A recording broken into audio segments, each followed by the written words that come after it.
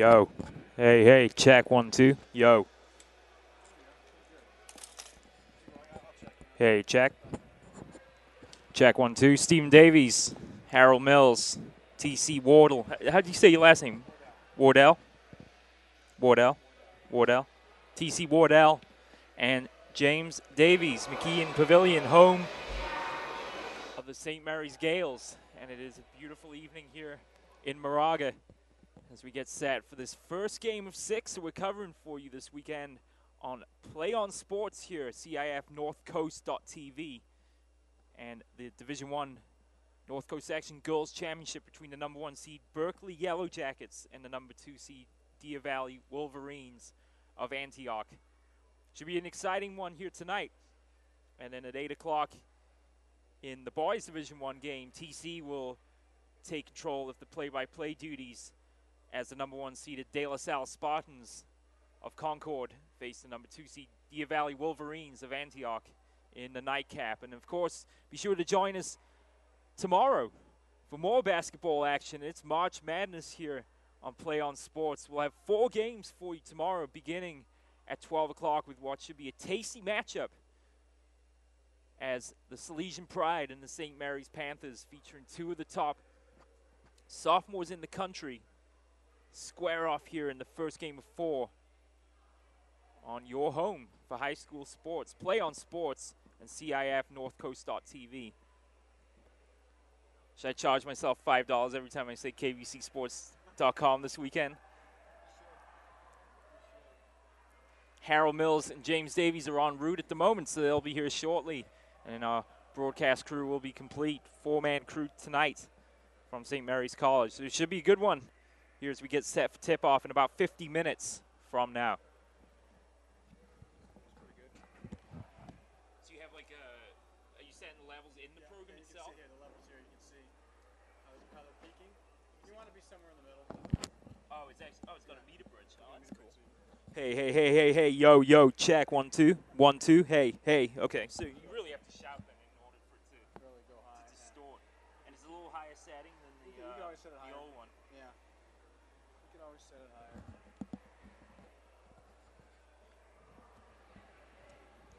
I wish we had the old mixes still because they had a lot more.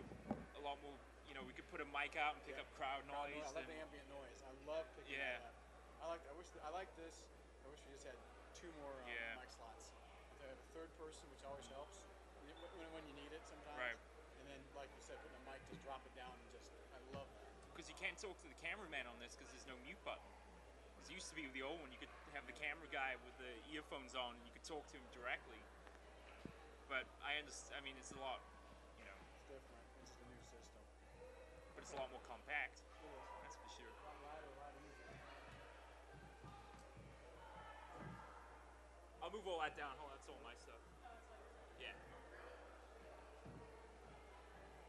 Banner too, while I'm thinking about it.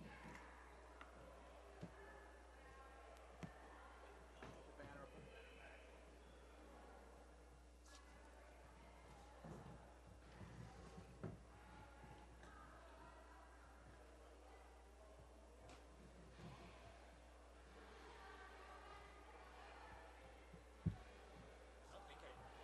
I don't think I need my computer for the game itself. You know. You can do anything. Just do a big script, your roster, whatever information you want, and that's it.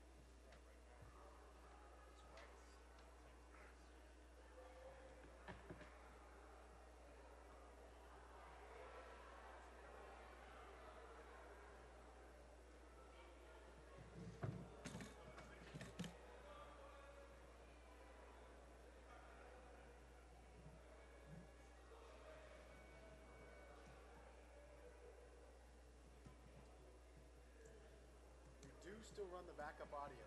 Okay. I still wanted to do that.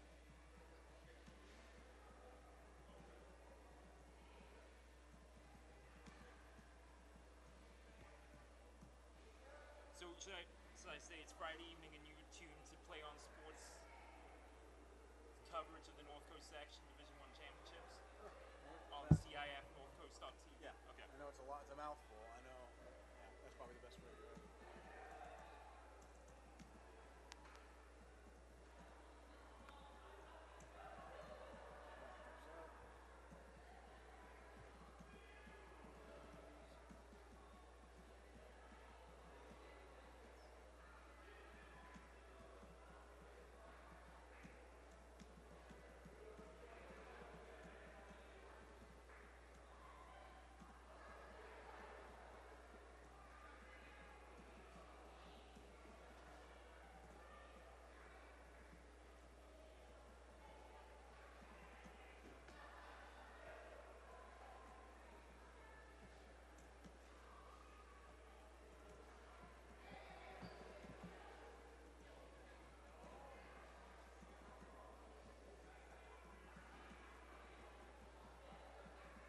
title is like broadcast engineer. Yeah. He used to call me that.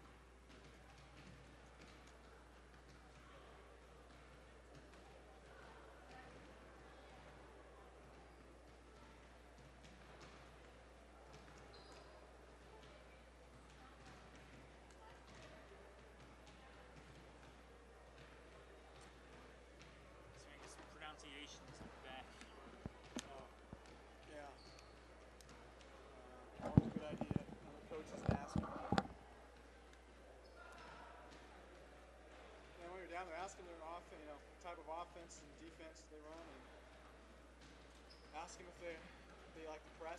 Like, you know, we've pressed, and then how much of the game. Any injury? You know a lot of the questions to ask.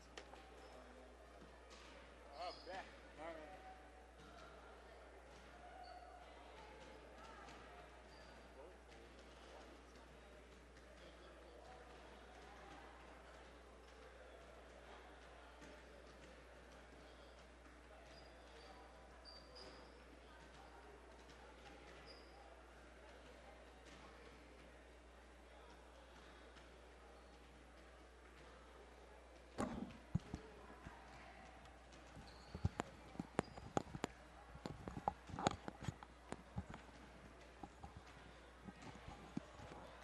Check one, check one. Check one, check one. I'm 2, 2, 2, 2, 2, 2, 2, 2. Don't need level 3 and 4. Bye. Check one, check one, check one, check one, check one. Check one, check one, check one, check one. Check one. I like that a lot better. It works better. Main even, main even, main even. I can bring my level down, level up, level up, level up, level up, level up, level up, level up. Hello. Hello. Hello. Check one. Check one. Check one. Main level down on 4, on 4, on 3, on 3. Bring it a little higher on 3, on 3, on 3. Check one. Check one. Check one. Check one. Check one. Check one. Check one.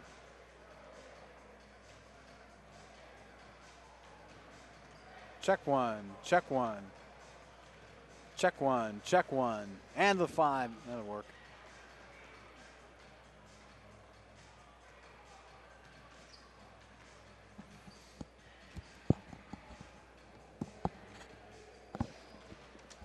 Check one. Check one.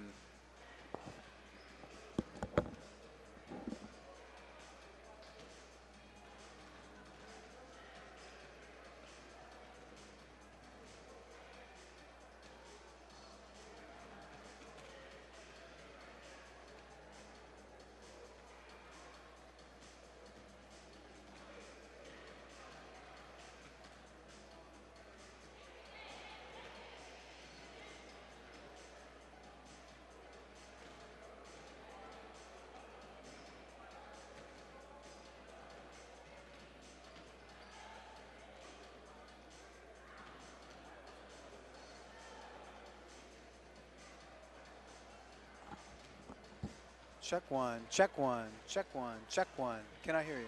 Check one. Check.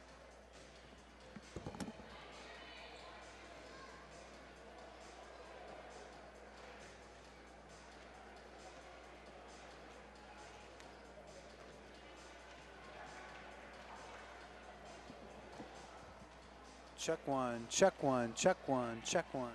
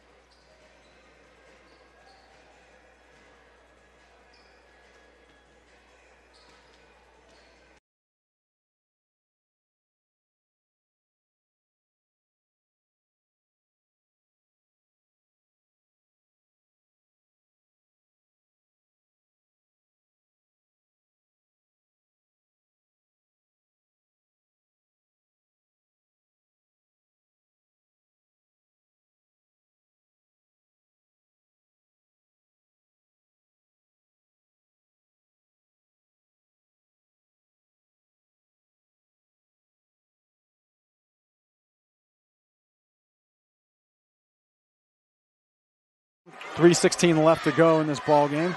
I formation, 3rd and 3 from the 45 of the Wolverines. And this time, holy cow! Dion almost hands it to the Westview player. He's going to run this to the 5-10. Touchdown, Wolverines! How did that happen? Jason Snyder. Holy cow! He was in the backfield before the running back could even get the handoff. He took the handoff from He Dion. took the ball right out of Dion's hands and just Holy cow! can't say I've seen that one very often. Snyder comes shooting in from the A-gap. I think Dion froze when he saw him. He's ready to hand off to his running back. He froze when he saw him and just let him have the ball. 12 seconds to go. Oh, you could hear a pin drop. 5, 4, 3, 2. Get the snap off. Last play of the game. Brewster rolls right. Gets away from 2 sacks. Dons win. Sack at the 20-yard line. What a game.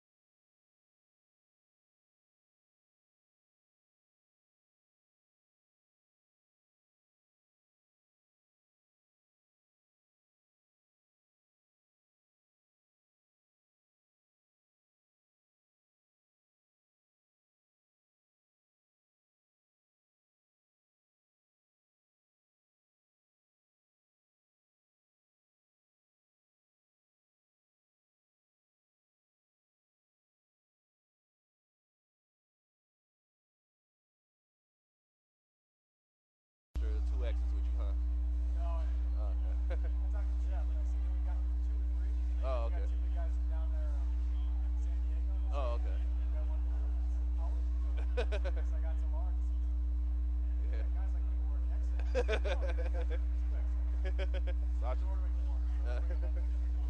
Okay.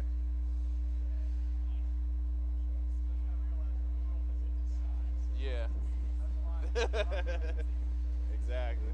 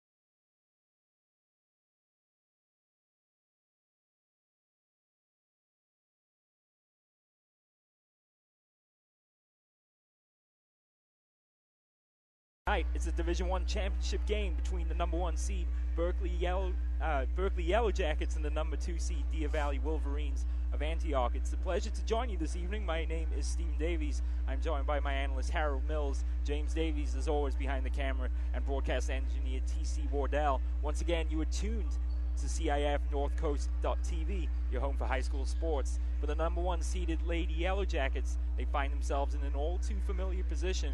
Berkeley have reached 16 of the last 17 section finals, winning 13 titles, and were last year's state runners-up, falling against Mater Dei 59-47 in Sacramento last March.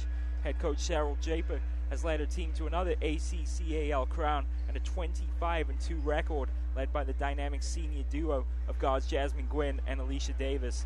Draper expects another strong defensive effort like the one shown against Heritage of Brentwood in the semifinal game, as the Yellow Jackets caused more turnovers, 15 than points, 9 in the first half, and built a 42-11 lead before winning the game eventually 54-31.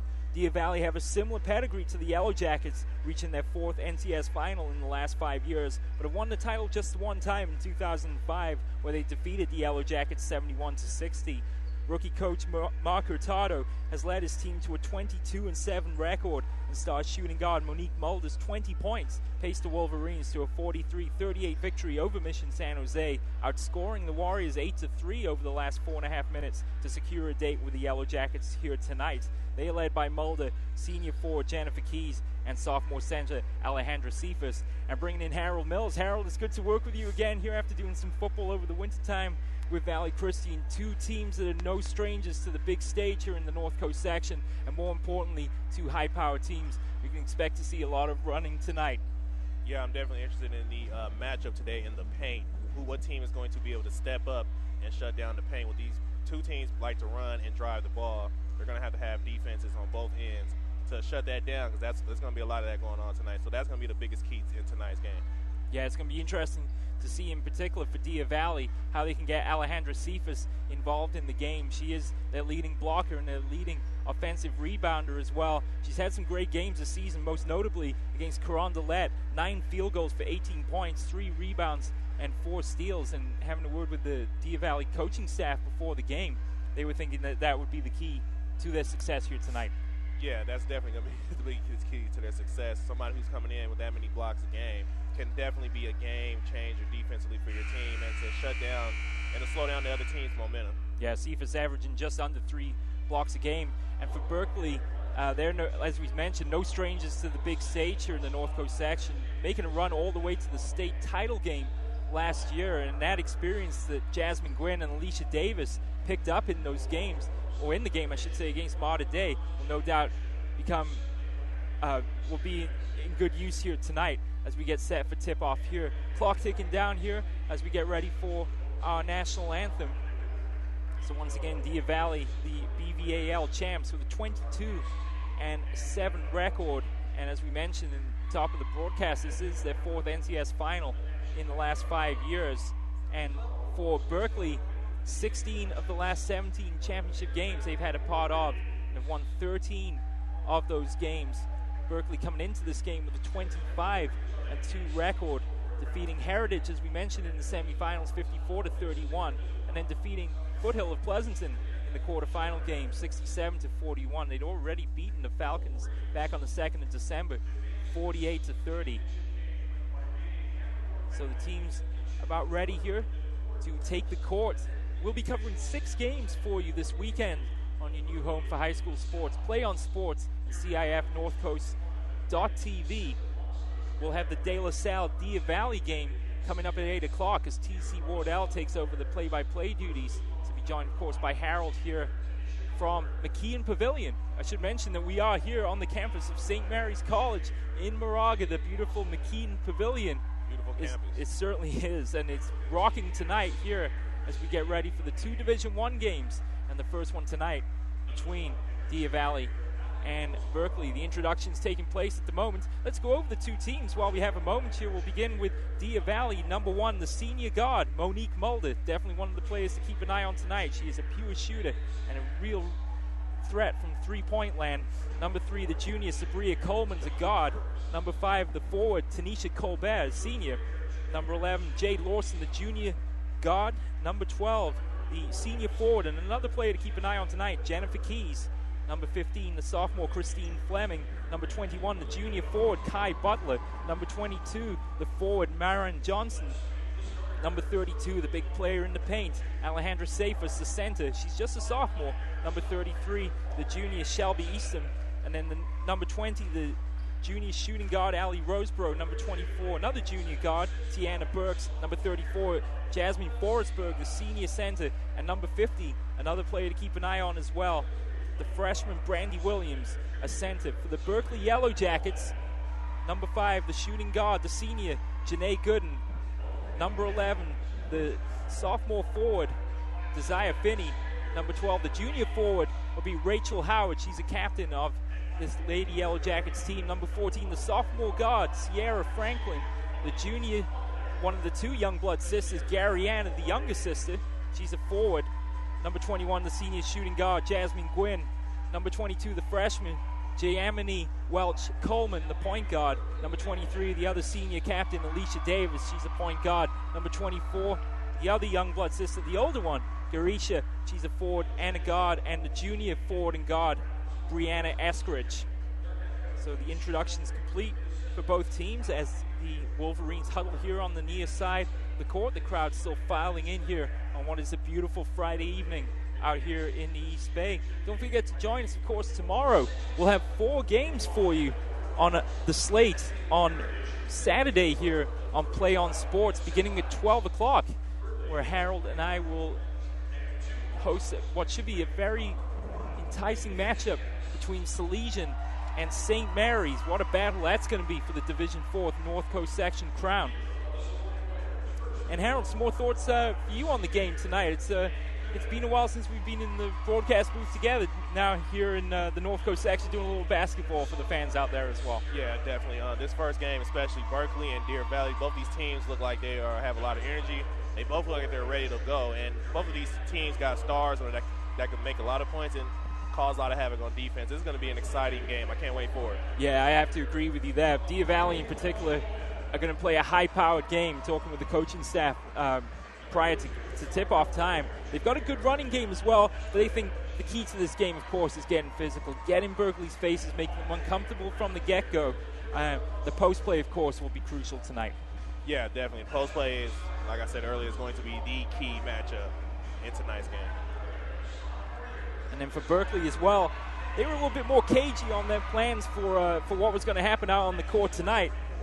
Speaking with, again, one of the coaching staff, and he said basically whatever's in the playbook, they're going to throw out there tonight. So I think that means we should prepare for pretty much anything, Harold. Yeah, it's going to be a lot of excitement, might even catch a couple of trick plays in here and there. So it's going to be an exciting game. I'm really excited about this. Certainly, and it'll require Davis and Gwynn in particular to have excellent games. Going back to the game against Heritage, Gwynn was just 2 of 9 from the line, but she had 14 points, including two threes, 4 steals, and 5 field goals on the night. For Davis, 6 field goals. She was just 1 of 2 from the line. She had 15 points, 2 threes, 6 rebounds, and 4 steals.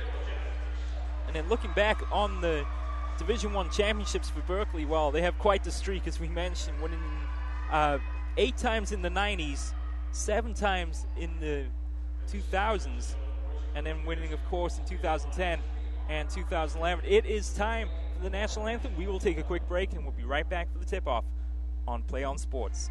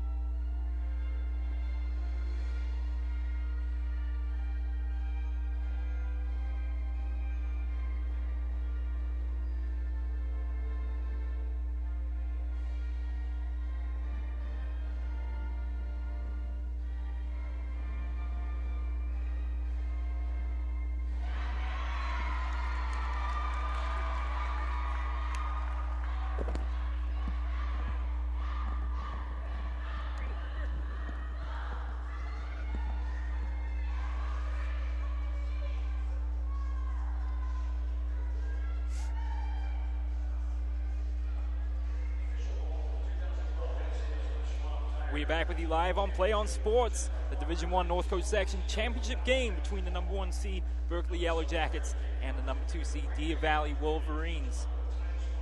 Teams getting ready to take the court here. Last words of encouragement here as the Yellow Jackets, no doubt, getting their thoughts together here in the huddle before they take the court. The Wolverines are ready. Let's go over the starting lineups for both teams. The forwards for Berkeley will be Finney and Howard. The guards, Gwynn, Davis, and Gary Isha Youngblood.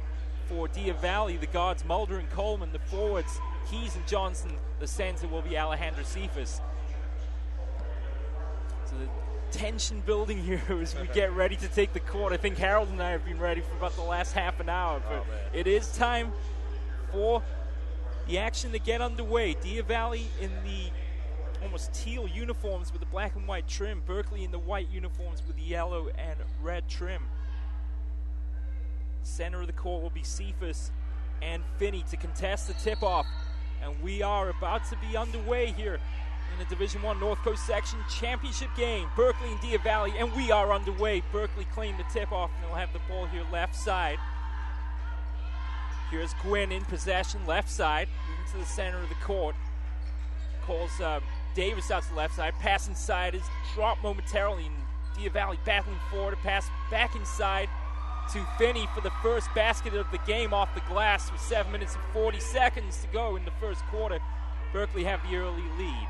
That was a great assist by Berkeley to make that score. Deer Valley came off and tried to double team, pass it back in on the inside. Post-game score. Monique Mulder in possession out to Coleman. Left side, Coleman trying to drive into the paint. A quick pass out to Keys. Keys shooting from distance. Front iron shot, no good.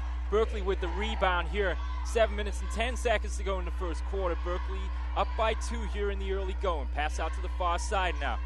Inside to Howard. Out again to Finney. Now to Davis here near side. From distance, she drains it. Boy, that was good from college range there off the left side. Berkeley a 5-0 advantage. Quickly back down the court is Coleman driving to the lane and off the glass for 2. 6 minutes, 45 seconds to go. And as they warned, this was going to be a high-octane game. Berkeley in possession now at the point. Pass to the left side now to Howard. Driving to the hoop and scoring is Davis. Berkeley up by 5 now. It's 7-2. Here's Malden now to the point. Trying to find a way into the lane. Pass to Cephas inside, deflected away by Howard. Stripped Cephas there, and now Berkeley have the ball center of the court with 6 minutes and 15 seconds to go in the first quarter of play. Davis is finding her range early on here. She already has 5, and Berkeley out to a quick lead here. And now for the first time, Deer Valley slowing down the game. Here's Mulder now, one-on-one, brings the ball up court. She's to the right elbow, dispossessed, stripped there, and Berkeley once again have it. Mulder took her eye off the ball momentarily. Now Berkeley on the fast break. Shot off the back of the board here, rebound by Deer Valley, and they'll bring the ball down the court now. Trailing by 7 with 5 minutes and 40 seconds. Here's the first foul of the game on Berkeley as Coleman was fouled going to the hoop. Berkeley's coming out playing physical early. They are. Like I said earlier, they have 2 scores in the paint and then a block down on the inside. So coming out physical early. And another block just right now. Yeah, as you mentioned, Berkeley have come out fired up in this game, and now they're exposing the Deer Valley here on the fast break. To the outside, driving to the lane is Youngblood, and she sinks her first basket. Berkeley now up by 9 early.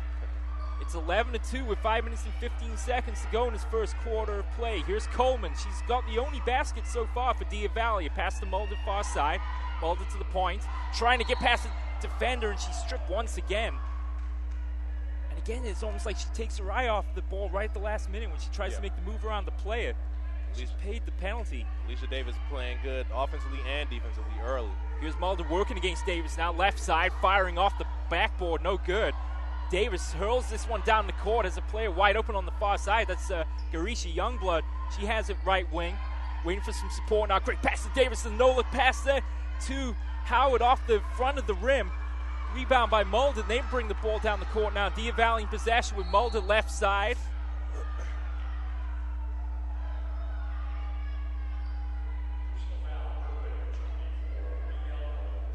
foul against Youngblood there, so Deer Valley will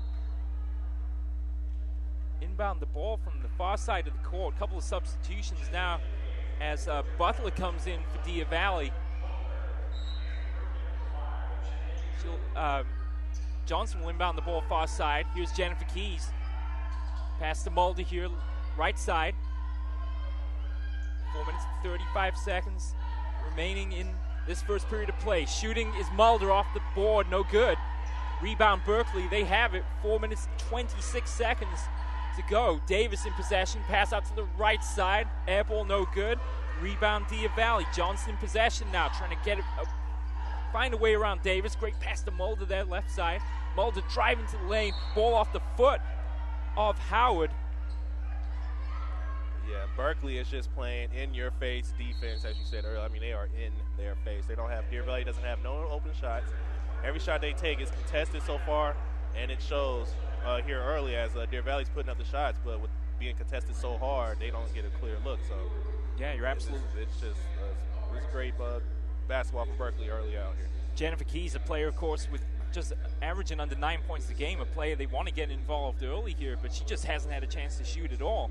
And the Berkeley pressure, led by Davis in particular, has been outstanding so far. Berkeley have 11-2 lead here with 4 minutes and 12 seconds to go in the first quarter of play. And Howard, 2 blocks already here in this game early, so she's being dominant, setting her dominant tone early. With her tall body frame, it's easy for her to get a lot of blocks like that, so it's great. So Deer Valley have called their first timeout. It will be Berkeley possession when we resume the action here with 4 minutes and 12 seconds to go in this first quarter of play. But Deer Valley already staring at a 9-point deficit here against the ACCAL champs. Berkeley, of course, 25-2. The Wolverines come into this game with a 22-7 record. Mark Hurtado, the coach of Deer Valley, some words of encouragement to the troops as they go back out on the court. No doubt want to try and find a way to score here in this first quarter of play. Again, Coleman, the only scorer so far for Deer Valley. Deer Valley will inbound the ball far side. Pass to Mulder, and again, her shot is well short. May have taken a deflection. Rebound, though, inside by Butler. That's her first basket of the night. So Kai Butler on the board now for Deer Valley. Pass down to the left side. Now to the line from free-throw line, no good. Rebound by Keys. Keys in possession here. Dish it off to Mulder. 3 minutes and 45 seconds to go in this first quarter. And look at the defense play. They were all over. In your face. Deer Valley at the moment. Great pass out of the reach there. It was a good look from Johnson for Mulder in the paint there, but the pass just out of a reach. And as long as Berkeley keeps playing defense like that, you're going to see more and more of that. Deer Valley already having to take some chances here in the early going. Pass out now. Right side to Gooden. Back to Davis now. Davis set in the offense. Across to Gwynn. Great bounce pass into Howard and drains it there from 19 feet. Great looking pass there from Berkeley. And they extend their lead up by 9. Yeah, and Howard with another score will go along with her 2 blocks and out of bounds here on Deer Valley. And there's a pass there from Mulder looking for Butler, and maybe just the nerves affecting the Wolverines at the moment in the early going. With 3 minutes and 11 seconds to go in this first quarter of play, it's Berkeley 13, Deer Valley 4. So here's Davis, no look pass to Howard. Look at they spread it outside. 3-point shot is in and out of the rim. Wow. Berkeley with the rebound underneath. They'll kick it back out. Here's Davis at the point to Howard, now left side. Back to Davis. Davis, good pass out now to Gwynn. She'll exchange passes with Davis once again. Look at that pass inside. Tremendous stuff. And wide open underneath the rim was Finney there. And Berkeley making it look easy here in the early going. Their biggest lead of the game so far, up by 11. Davis is out there being the court general, looking like Rajon Rondo a little bit out there. Here's Mulder driving to the hoop and scoring her first bucket of the evening. 3 different scores now for Deer Valley with 2 minutes and 25 seconds. Here come Berkeley, though, leading by 9 to the outside. Here's Gooden trying to drive to the basket, but loses possession. And a turnover now. So 15-6 to score with 2 minutes and 18 seconds. Here's Coleman in possession now for Deer Valley. Here's Safest now. First time they've got her involved in the game tonight. A quick pass to Butler. Butler shooting from the free-throw line. Misses off the glass. And Berkeley again in possession. Davis now bringing the ball down the court. 3 players out to the right side. Davis looking around. Another no-look pass. Boy, she makes it look easy. Shot by Welch Coleman is off the front of the rim. She'll get a second chance. Instead, passes to Davis. Now, Davis from way downtown. Off the front of the rim. That was from NBA range. Back down the court now with Colbert in the game for the first time. Bounce pass from Johnson now. Underneath is Butler and gets the foul as well. And that's the kind of play that will fire up Dia Valley there, Harold. Yeah, that's exactly what they need. 2 plus the hard there. Get the sideline going, get your bench going, and get some points on the board for your team, and hopefully carry this momentum to trying to close the gap here in this first period. Yeah, then she could use these right here. So here's Butler from the line. 70% from the line this season. Misses that one off the back of the eye, and Berkeley get the rebound, and they'll bring the ball down court. Alicia Davis has already shown just quite the mastery of the no-look pass. This pass out to the right side now, back to Finney at the point. To Davis now, right side, off the screen. Davis trying to find a way past Johnson there. Pass right side, and a travel. And Deer Valley starting to push back here with the defense in your face defense of their own here. Timeout called with 1 minute and 9 seconds remaining in this first quarter of play. It's Berkeley 15, Deer Valley 8. You can watch highlights or a replay of today's game in our on-demand section, and you can also buy a DVD or Blu-ray of today's game right on CIF-Northcoast.tv. Click on Buy DVD, and you can order today's game right now. Have a game that lasts a lifetime. Brought to you by CIF-Northcoast.tv. Thank you, sir. 1 minute and 9 seconds remaining in the first quarter of play. Stephen Davies, Harold Mills, T.C. Wardell, and James Davies here at McKeon Pavilion, the home of St. Mary's and the Gales, playing host to some North Coast Section basketball championships this weekend. The first of 6 games on the slate today and tomorrow. So if you're a fan of high school basketball, no better place to be than right here with us on your home for high school sports. Play on Sports and CIF Northcoast.tv. Back underway here with 1 minute to go. Deer Valley in possession. Quick pass is deflected away by Howard. She's had a great game here in the first quarter of play. Great hustle by Howard. No doubt. And now Berkeley have a chance to increase that lead. Great exchange of passes here. All kinds of space for Gwynn if she wants to shoot. Front iron shot, no good. Rebound by Coleman. She'll bring it out left side. Coleman driving down the court. Taking it all the way here between players and tipped away at the last second by Howard. That's Howard's 3rd block now of the game. Setting a dominant presence there in the paint, as I said earlier. She certainly is.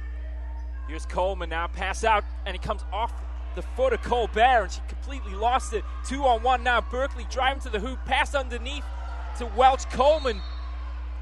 And a clash there as Butler goes down for Deer Valley. She took a hard shot there as she went to the ground. Let's hope she's okay. She's helped up by Johnson. Well, I believe that was Jasmine Glenn coming down the fast break there, kind of stuttered, pump faking. Probably should have took the shot there, tried to pass it back to her teammate, but probably should have took the shot there. Yeah, Butler taking the shot. She's going to come out of the game momentarily to have the training staff take a look at it. In the meantime, quick inbounds there to Gwynn, and that caught the Deer Valley team asleep at the wheel. Deer Valley was still standing around looking to see what was going on. The play was running. Yeah, 20 seconds to go now in this first quarter of plays. Berkeley 17, Deer Valley 8. Looking to get some points here before the end of the half. 3 ball is no good. Berkeley with the rebound. Here's Gwynn driving down the court. Gwynn in traffic going for the hoop. And draws the foul. So she'll shoot 2. Jasmine Gwynn to the line. And again, as we mentioned at the top of the broadcast, she was just 2 of 9 shooting from the charity stripe in that last game against Heritage. But she'll sink the first one off the front of the rim. Berkeley increased their lead with 4.5 seconds to go in this first quarter of play. Here's Gwynn's second one from the line, and there's no doubt about that one. Berkeley increased their lead to 11. Time ticking down now in the first quarter. One more chance for Mulder here. She's trying to look for distance, and she won't get the shot off in time. Deer Valley showing some signs of life towards the end of the first quarter, but so far it's been all Berkeley. They lead at the end of one, 19-8. Yeah, and here in this first quarter, here in this first period, Berkeley's just the defense for Berkeley has been incredible, and that's why they're up here by so much so early. Deer Valley just has to try to come back. They showed little signs of putting some defense on Berkeley themselves. Howard here in the paint has 3 blocks already here early, and she's setting her dominance presence early. I think Deer Valley has to try to get a little bit more outside shots, get a little bit more open looks to be able to come back in this game. Yeah, they just seem to be nervous on offense. In particular, Berkeley seems so confident when they're bringing the ball down the court, and it's really shown here in the first 8 minutes of action that they seem to know where everyone is at all times. We saw it on the inbounds pass after the injury. The Deer Valley players kind of all just stood there like they weren't sure if the action restarted, and that's the kind of thing that a team like Berkeley, with their storied history here in the North Coast section, will capitalize on time and time again. So 8 minutes remaining in this first half of play. It's Berkeley 19, Deer Valley 8. You are tuned to Play on Sports at CIF-North Coast.tv. Ready to go then for the second quarter of play here from McKeon Pavilion. And important now for Deer Valley to establish some dominance here early on in the quarter. Yeah, try to get back into this game, close the gap early, try not to let it get too out of hand. Here's Mulder now, pass out quickly to Johnson, back across the court to Coleman, back to Johnson here near side. Now Mulder off the back of the rim, no good. Berkeley with the rebound, 2-on-1 right now. Fancy back pass doesn't work. Mulder capitalizes on the turnover, and she just can't get her hands around the ball. She struggled all evening bringing the ball down the court. That time maybe getting a little bit ahead of herself as the ball was bouncing all over the ground there as she tried to scoop it up. Yeah, just little slithery ball down there. Just got to get their hands around it, take their time, and make sure they have control before they start getting a lot of moves going. So Coleman out of the game. Jennifer Keys in to replace her. Keys, no points so far. Inbounds pass. Here's Keys in the lane off the back of the glass. Rebound Deer Valley. High shot off the front of the iron, no good. Another Deer Valley rebound, however. Now wide open is Keys here. Right side. Keys to the point. Quick pass to Johnson. Now looking for the inside presence. And Berkeley defense. Berkeley just all over it at the moment. They'll bring the ball down the court. 7 minutes and 13 seconds. Here's Gwynn driving to the lane. Off the board and good. 21-8 now the lead for Berkeley. Mulder now setting the offense from the center of the court. Mulder bounce pass to Keys from 3 off the front iron shot. No good. Berkeley with numbers bringing the ball down the court now. Pass to Gwynn over on the right side. Gwynn's pass intercepted there. Wide open. And here's Keys driving the ball and missing the shot, and luckily there Mulder for the putback. But it's kind of indicative of the night that Deer Valley have had so far, just unable to make the easy shots. Luckily on that occasion, Mulder was right there to clean up. That's why you hustle to the ball all the time. Yes, you never know. Even though it's a wide open look, you just never know. Here's Howard back in the game. Boy, she's having a great game so far. Made that one look easy. Berkeley, their biggest lead of the night, up 23-10. Mulder now, working on Davis. Pass down here to Johnson. Back across to Mulder, wide open. 3-ball is off the front of the iron. Keys with the rebound. Quick pass to Mulder now. Mulder, nice moves. Shooting off the front of the iron, no good. And Mulder seems to just not be able to get into the rhythm here today. Yeah. You have on Berkeley, Davis and Gwynn, found their rhythm, and just Mulder for Deer Valley just have not been able to get it going here. Yeah, Mulder's had such a great season, too. When you look at the game against Mission San Jose, 8 field goals, 4 or 9 from the line, but she had 20 points. Looking back a bit further in the season, she had 21 against Heritage and 16 against Carondelet. So they really want to get Mulder involved in the game here as much as they can. In the meantime, pressure on Berkeley now. As Youngblood back in the game, her shot is off the iron. Rebound by Keys, but she's out hustled to the ball. Look at Youngblood making up for missing that shot by hustling back and getting the rebound. Berkeley still in possession with 5.5 to go in the half. Howard inside, off the iron. Deflected out of bounds by Coleman. But it will be Deer Valley ball Certainly looked like it came off Coleman. And they'll bring the ball down the court.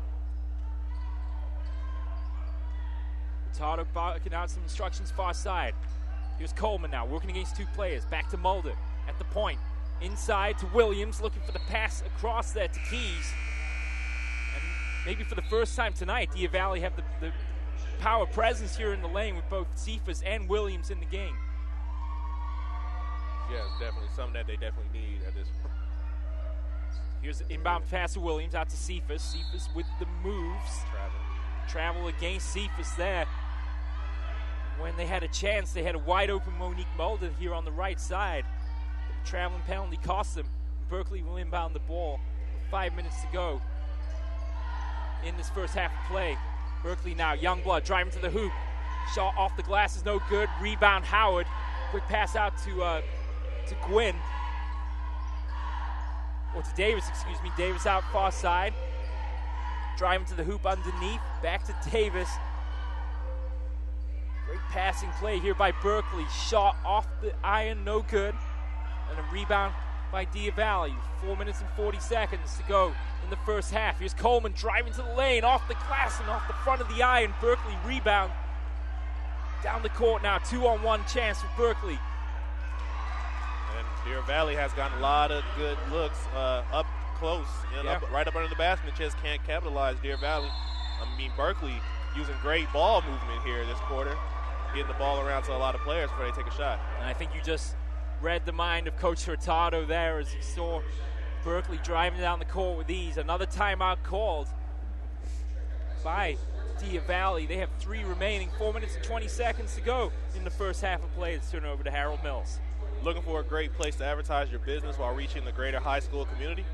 Then you want to advertise on CIF-North-Coast.tv. We have great rates for your business while giving you the opportunity to get your message out to a very important demographic. For more information, give us a call at 619-677-3246.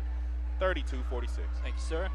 Steve Davies, Harold Mills, James Davies, T.C. Wardell, McKeon Pavilion on the campus of St. Mary's College here in Moraga. The first of 6 games on the slate for you this weekend.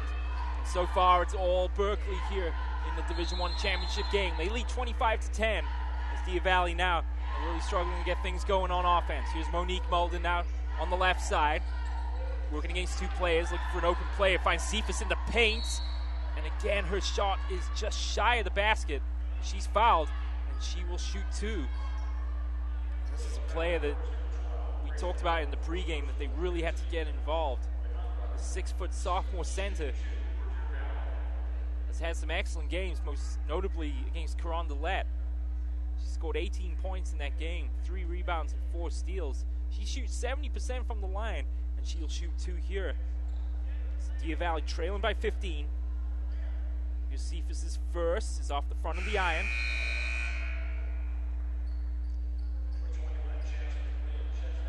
Getting ready for a second now. Substitution for Berkeley. We'll get to that in just a minute. Here's Cephas' second 3-throw off the back of the iron. Bounces around, rebound by Howard. Over to Finney. And now here's Alicia Davis. Great pass inside to Jasmine Gwynn. Davis and Gwynn looking like a pretty good combination here in this first half. They certainly are. And they've had a lot of experience playing together over the years. And of course, that experience in the state championship game, no doubt, helping here tonight. Here's another pass to Gwynn. And another layup off the glass. And as Harold said, Deer Valley have had a lot of good looks tonight. They haven't been able to capitalize. Berkeley have also had a lot of good looks, and they've put them all in pretty much every single time. Here's an inside pass there from Johnson to Cephas is intercepted. Berkeley driving down the court, and they have a 21-point lead now with 3 minutes and 20 seconds to go in this first half of play. And Berkeley's just setting the tone early. They're showing that they're the dominant team, and they're with their hustle and their smothering defense. Yeah. And just capitalizing on all the opportunities they have, and this is the reason why they're up 31-10 now. Here's Keys shooting from the left side off the front of the iron. Another Berkeley rebound.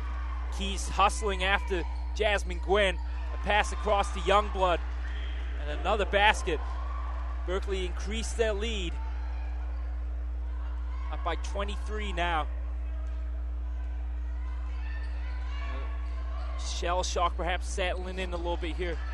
More Deer Valley, and they're all over Coleman at the moment. She did well to find an open player. Now across the keys, left side, underneath to Johnson. Again, that'll come off the hands of Johnson there, and they had two players right underneath the basket and just couldn't capitalize on the shot. So a turnover, and Berkeley have it. Keys comes out of the game. The 5 on the court right now for Deer Valley. Mulder, Lawson, Johnson, Cephas, and Coleman. Berkeley, it's Howard, Gwynn, Davis, Youngblood, and Finney. 2 minutes and 15 seconds to go. 10 seconds on the shot clock now for the Yellow Jackets. Here's Youngblood in possession. Pass to Howard. Spinning inside. And she was fouled by Coleman there as she shot. Just touched her on the wrist there a little bit. Coleman played great defense actually there on that shot there. Was able to actually block the pass. Just a little touch on the wrist. Right. So shooting her first 3 throws of the evening is the junior forward Rachel Howard. 5'10" forward. Her first one comes off the front of the iron. No good. Getting ready for her second, as Brianna Eskridge in the game for the second time tonight now for the Yellow Jackets. Here's the second shot from Howard, is good. Berkeley continue to extend their lead, up by 24. Here's Mulder now. Quick break, driving inside 3. Yellow Jackets all over, though. Nowhere to go, despite the best intentions. And now Berkeley are in cruise control as the seconds tick down towards the half. Here's a pass inside to Finney, and here she was fouled. She went to the basket. Lay it down there for Berkeley. Is Finney there, excuse me. So a little help up there from Howard. She's okay, and she'll come to the line to shoot 2. Desire Finney, the sophomore forward. Boy, they have a couple of forwards that they'll have for some time to come. Desire Finney, just a sophomore. Rachel Howard, a junior. Here's the first one. That's great to have, especially that must make their coach happy, excited to have just young forwards like that. That's a big part of the game of basketball is your inside presence, and absolutely having those 2 forwards like that so young, the team can go a long way. We have 3 players that are 5'10". Gariani, Youngblood, Howard, and Finney. So no shortage of presence inside for the Yellow Jackets. And, well, with a score of 35-10, there's a reason why. Deer Valley now in possession with Coleman, bringing the ball down the court, looking for Cephas inside. Snags it well off the back of the iron, no good. Berkeley rebound. Davis has it now for the Yellow Jackets with 1 minute and 38 seconds to go in the half. Davis trying to force away past Mulder, kicks it out right side. Shot is well short and out of bounds as it comes off the hands of Johnson. Deer Valley to inbound the ball. Here's Coleman with 1.5 minutes remaining in the half. Pass out way long, and taking a fall over there was Lawson on the far side. In the meantime, Berkeley have it inside. Shot off the back of the iron. Rebound Cephas. Kicked out quickly to Johnson now underneath the basket, and draining it is Lawson.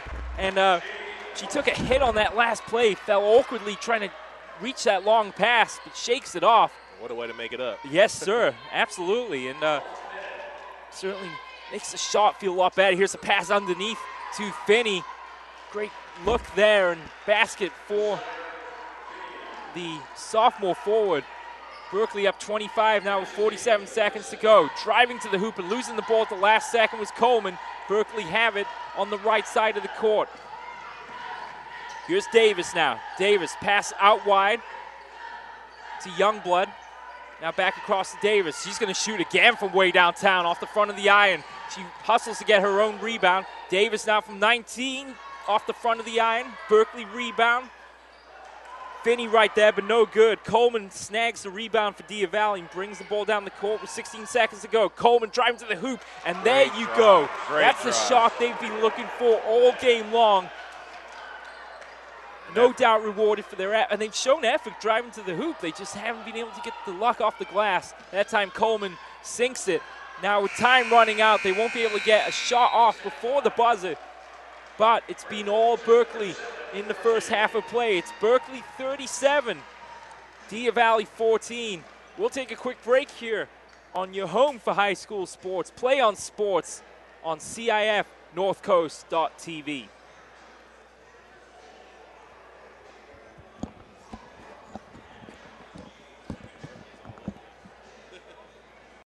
.3:16 left to go in this ball game. I formation, 3rd and 3 from the 45 of the Wolverines. And this time, holy cow! Dion almost hand. 3:16 left to go in this ball game. I formation, 3rd and 3 from the 45 of the Wolverines. And this time, holy cow! Dion almost hands it to the Westview player. He's going to run this to the 5-10. Touchdown, Wolverines! How did that happen? That was Snyder. Holy cow! He was in the backfield before the running back could even get the handoff. He took the handoff from He Dion. took the ball right out of Dion's hands and just Holy cow! can't say I've seen that one very often. Snyder comes shooting in from the A-gap. I think Dion froze when he saw him. He's ready to hand off to his running back. He froze when he saw him and just let him have the ball. 12 seconds to go. Oh, you could hear a pin drop. 5, 4, 3, 2. Get the snap off. Last play of the game. Brewster rolls right. Gets away from 2 sacks. Dons wins. Sack at the 20-yard line. What a game. And number 40, Lucas Zinder with the game-saving sack. And there is heartbreak on one sideline and a jubilation on another. Offset eye for the Grizzlies as Keeney takes it under center. They'll send a man in motion, pitch back to Bird on the sweep. Bird finds a seam. He might go, folks. 20, 15, 10. Drags a tackler. Touchdown! Bird goes 38 yards for the touchdown on the sweep. One more snap is all it's going to take, and there you have it, folks. Your 2011 Division I Sac Joaquin section champions, the Granite Bay Grizzlies, as they defeat Pleasant Grove 30-24. Jacqueline Williamson. Her serve is over. Dug by Holt. Giblin going back to Holt near side. Cut shot. Kept alive. Back in one by Cathedral. And this one is out as Castanon Hill sends it wide. And the Cathedral Dons have won the title 16-14 in Game 5. Thomas with the ball, swings it out to Norris. Cameron Taylor tried to block that one away. Norris with a strong take, blocked by B.J. Anya. Huge block. Robinson leading the break the other way. Gets it to Grant. Slam dunk Jeremy Grant off the feed from James Robinson. What a play by the Stag. Hancock to his immediate left. 2 receivers far side, 1 near side. Hancock on a counter, right side. He's inside the 10. He bounces off a tackler at the 10, the 5. Touchdown, Helix. And behind Hancock, the field is littered with white jerseys on the turf. Wow. Hancock not to be outdone by his fellow playmakers on offense.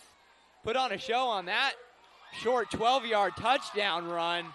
Looked like he was down after 3 yards, just threw a defender on the ground. As sophomore Chris Carter steps under center. In their tight wing formation, Lycos in motion. Second back through is Freeman. Freeman just knocking people over. Look at him run, breaks through, 4 tackles, and now it's a foot race to the end zone. And Freeman's going to go the distance. Touchdown Imperial on the first play of the second half. 2nd and 6 for Imperial from their own 47. They're going to give it to Freeman again off the left side. And Freeman gets by one wave and down across the 40-yard line. Still on his feet. Look at him run down to the 20-yard line. One man to beat. Gets by him. Touchdown, Freeman. How did he do that? Holy cow. 64-yard touchdown run. His 5th of the game. Royce Freeman, ladies and gentlemen, you're about to see the top rushing and the as I look over to our partners at KXO Radio, the top rusher in the San Diego section for the next 2 years. That's just amazing. That is just amazing. They hit him in the backfield. They hit him at the line of scrimmage. They hit him a couple yards downfield. They hit him again near the goal line. No 5-second count can be started. Nobody was close enough defensively. Lyle's going to swing left side. Robinson. Here is a backdoor lob for Grant. They've been wanting that all game. And they got it, 50-42. They lulled you to sleep, and then they hit Grant on the back door. They trail by 2. McMorrow's kick is on the way, and it is good. St. Augustine has their first lead of the game, 21-20, with 25 seconds to play. The senior McMorrow with a huge kick, not the longest of his career, but the biggest of his career. St. Augustine leads it 21 to already lining up. They won't even have to run that one more play. They just acquiesce. Why bother? So there you have it.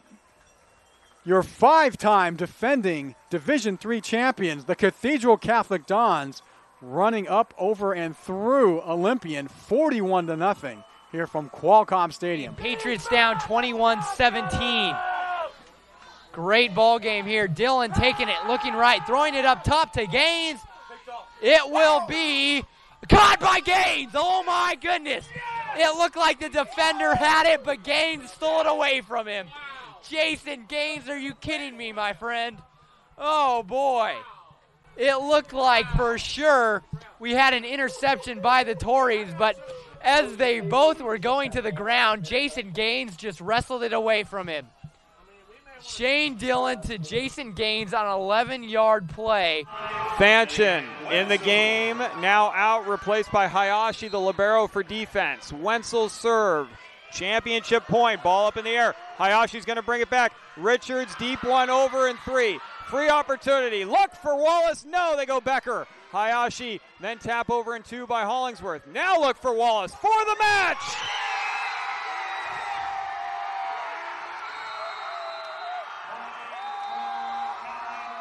Kathleen Wallace, no better way for the Bulls to finish it than giving it to their senior leader. 25-12, 25-15, and with 8 straight points to close out their 3rd straight D5 championship on a kill by Kathleen Wallace, 25-21 in Game 3. Branson has won the D5 title. To the backfield, it's Hernandez and Northcutt. Set to throw is Thomas, has time, goes for the home run. It's intercepted in the end zone. Seemed like they tried to go to Martin, and Martin slipped. Stockton, Hilmar, and Escalon. That's going to do it, folks. Victory formation, take a kneel. The clock comes out. The clock will tick down. The players jumping up at midfield. I think I see a Gatorade.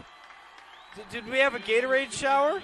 We most certainly did. Casey Taylor getting the shower there.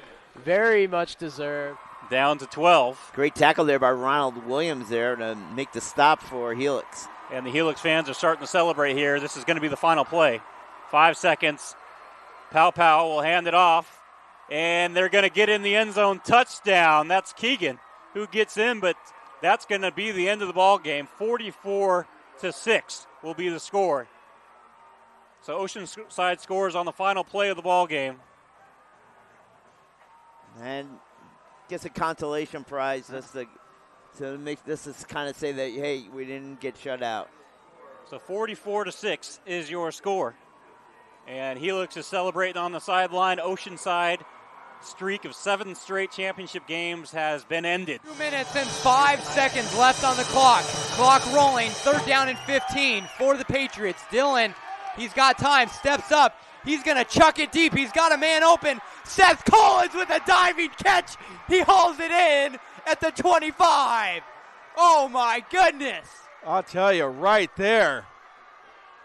Dillon goes to show why he is a Division I prospect as he's able to step up, elude the pressure, see Collins down the field, and make the connection. As I'll tell you right now, there has not been a bigger catch for Seth Collins this entire season.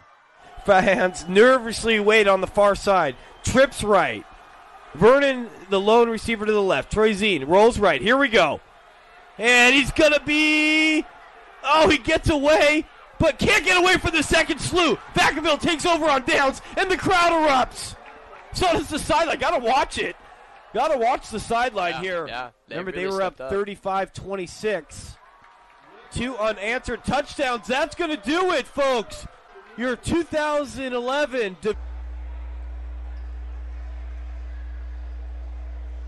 Welcome back to Play On Sports' coverage of the North Coast Section Division I Girls Championship game here on your home for high school sports. Play On Sports and CIF-North-Coast.tv here with Harold Mills. Harold, your thoughts on the first half? Tough half to say the least for Deer Valley. Tough half for Deer Valley.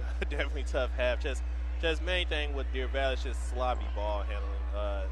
Berkeley is playing smothering defense, but on some of the passes, like we saw in the corner here with a young lady hurt herself over there, just deep passes that are too high over the players' heads and bad passing and just bad ball control.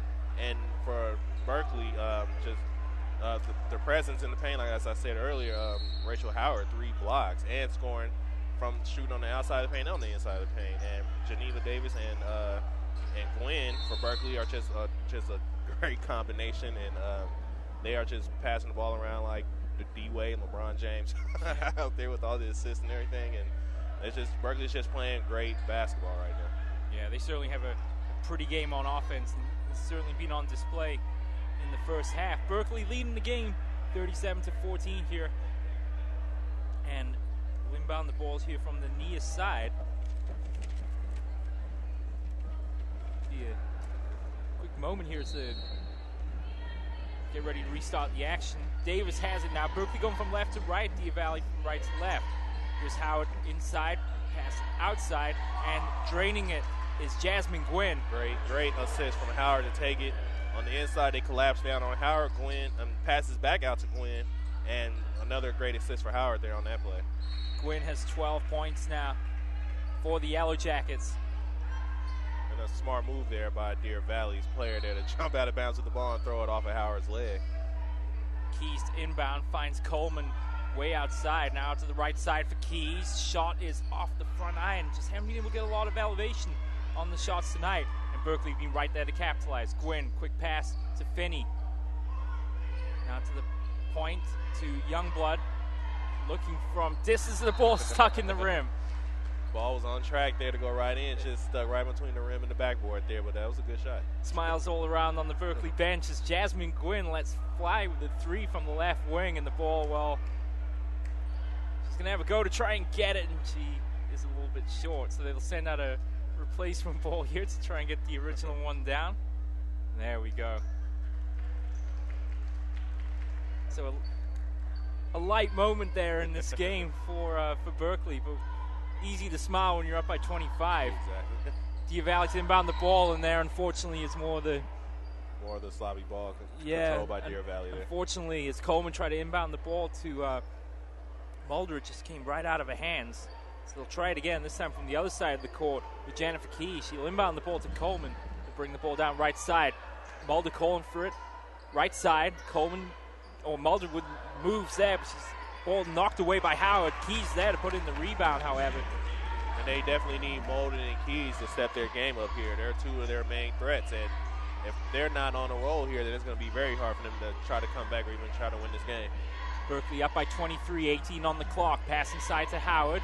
Her pass looking for Finney is well out of her reach. Deer Valley will inbound the ball with 6 minutes and 47 seconds to go into third quarter. Timeout call by Coach Draper for Berkeley. Now give us a chance to turn it back over to Harold Mills. KBCSports.com will be providing live audio coverage of the state regional basketball championships as well as the finals. March Madness comes to high school basketball in California on March 17th for the regional basketball championships. 4 venues of coverage around the state. And then the following weekend, March 23rd and the 24th, it's the California State Basketball Championships. You can catch it all on KBCSports.com, your home for high school sports. Yeah, quick programming note here for Play On Sports. We will be going back to KBCSports.com coverage for the regional and state championships. So you know where to find us on your home for high school sports. Play On Sports, CIF-North-Coast.tv. First timeout call by Berkeley here in the second half of play. Scoreboard showing to have both teams have 3 timeouts left. Berkeley's just coming out playing with just great energy. You've seen it in the beginning of the game, and it just continues here. Howard's 3-ball deflected away. Dia Valley rebound with Mulder in possession now at the right elbow. Passes looking for Coleman's intercepted. Berkeley on the fast break now with Davis. Pass inside to Howard. Looking underneath the hoop for Eskridge. She's fouled. And gets the basket as well. Leona Eskridge, or Garisha Youngblood there. Great play inside. And the ball movement from Berkeley is just incredible. They are really just making sure everybody get touches on the ball and just waiting for the perfect opportunity to take their shots. And on that one, they was able to get the hoop plus the hard foul. And as the field goal, the free throw is missed here. So Youngblood misses the 3 throw. Dia Valley with the rebound, and here's Mulder in possession trying to work away past Gwynn. Mulder, there you go. Shooting a long 2, but drains it. And hopefully Mulder is starting to get her rhythm back. She's just, like I said, a player that has to get going here for them, and that was great ball handling skills there. She went in between the legs, stepped back, put it up for the shot, nothing but net. Dia Valley trimmed the lead to 23. Look at the pass from Davis there, looking for Howard inside, just a little bit out of her reach. And Dia Valley inbound the ball now from the far side of the court with under 6 minutes to go in the third. So Dia Valley on that last offensive possession. Mulder, the nice field goal. Now can they do more of the same here with Coleman in possession? Safest setting the screen, safest inside before Yellow Jackets all over the sophomore center. And it's Davis, the player, to come up with it for Berkeley. Kicks it out to Finney, left side.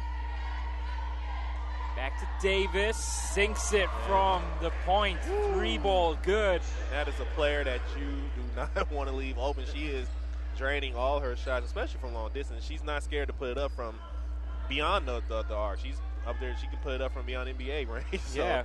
She's not scared, so don't leave her open. Here's Mulder trying to work away past Davis, trying to get the bounce pass in there to Johnson. So the foul personal foul there against Jasmine Gwynn. Dia Valley inbounds here with Johnson, trying to find a way past Gwynn. Great pass out there to Coleman on the right side. Coleman driving into the lane. Pass deflected away. Cephas loses possession. Berkeley keep it in as Finney, the player, to come up with it.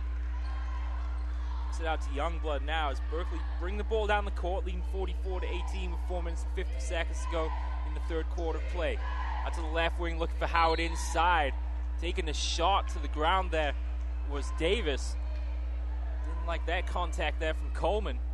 But Dia Valley inbound the ball with 4 minutes and 40 seconds to go. Coleman now walking the ball down the court. Across to Johnson.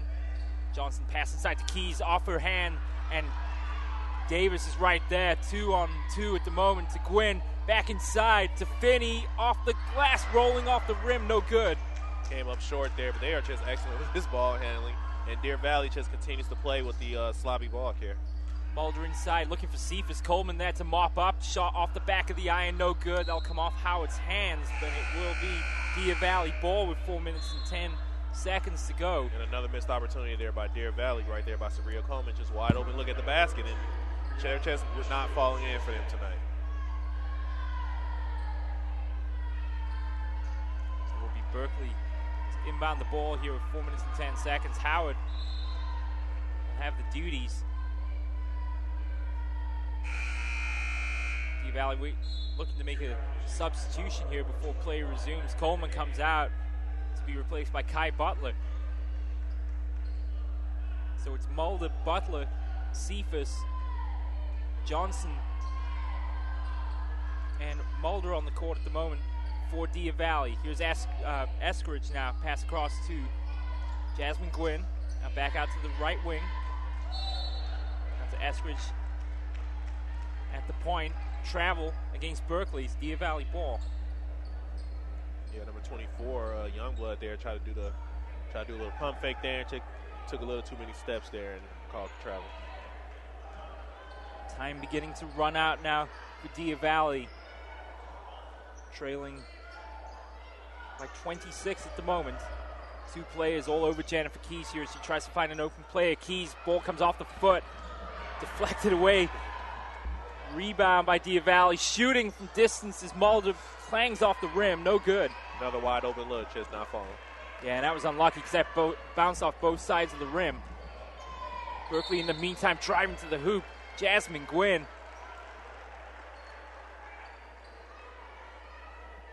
Was fouled, so she'll shoot 2. Jasmine Gwynn not showing that she's not scared to drive into a crowd of defense in the lane there. She'll still take it in and try to put it up, draw the foul.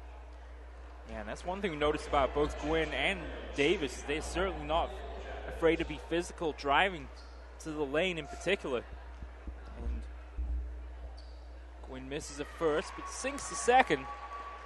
Berkeley extend their lead. So Diavalli now with Mulder in possession. 3 players out to the left side, just 1 out to the right. That's Butler. Butler's in possession, exchanges passes with Mulder, looking for Cephas inside, and Howard's been all over Cephas tonight. Cephas so able to mop up with the rebound, the shot no good. And Howard with just a gang of rebounds to go along with those 3 blocks and a couple of points here tonight. Playing great basketball. Great pass inside from Eskridge to Finney off the glass and good. And their ball movement is the thing that they have advantage on. I think that can carry. Their ball movement is something that can help them to go deep here in this tournament. Eskridge putting the pressure on Mulder now. Out left side to Butler. Back to Mulder at the top of the point, looking inside for Johnson. Just couldn't find her underneath the glass. That was an excellent pass. It definitely would have been 2, but just Johnson couldn't get the hands on the ball. And Johnson put both hands over her eyes after the pass sailed out of bounds. And she's right there to claim the rebound, though, as Berkeley turn over the ball. Bounce pass there from Mulder, looking for Butler. Personal foul against Eskridge. That's her first. 2 team fouls total. Penalty-free games so far. No one really in any foul trouble here at the moment. Inside pass to Cephas, looking for a wide open Mulder here on the left side. Back to Cephas, and the pass just too high, but she had Garyani Youngblood and Desire Finney all over her. And that's really been the story of the evening inside for Diavalli. The times they have been able to pick Cephas out, she's had 2 or 3, sometimes more than that. Yellow Jackets all over here. It's a pass, great pass around the corner there, trying to find Youngblood on the right side. Pass out of her reach, though.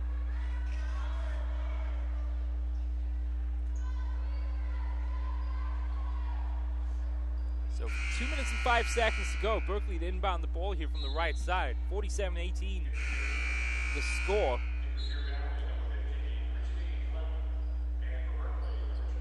Berkeley here just looks like they have control of the game. It looks like the game is in their hands. I think Deer Valley just didn't seem like they was energetic in the beginning. It's just I don't know if it's bad luck, but I know a lot of it is bad ball handling and bad play. So just hope they can learn from this. Yeah, Deer Valley certainly came out energized, but the Berkeley game has been on point since the beginning. Now with the outcome of this game more or less locked up is Finney with a beautiful layup off the glass. Great move to the basket as well.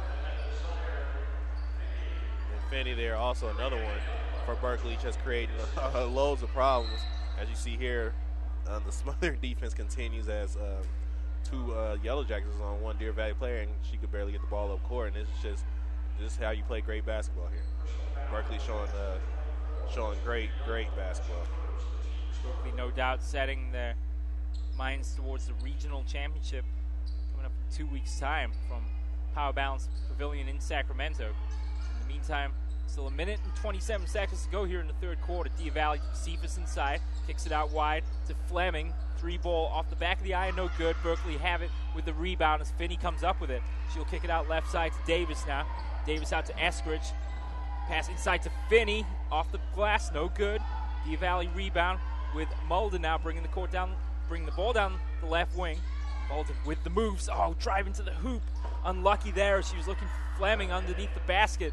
Rebound, Diavalli. Cephas had a good look. Can't come up with it. And now Davis will slow it down. And that's just been their story. Deer Valley, just shots not falling in. That's just, they've had so many good open looks, and this ball just seems not to be dropping down. And it's a shame because it was an excellent effort by Mulder to drive to the hoop. Deer Valley just couldn't capitalize. In the meantime, Berkeley spreading the ball around. They have it now far side.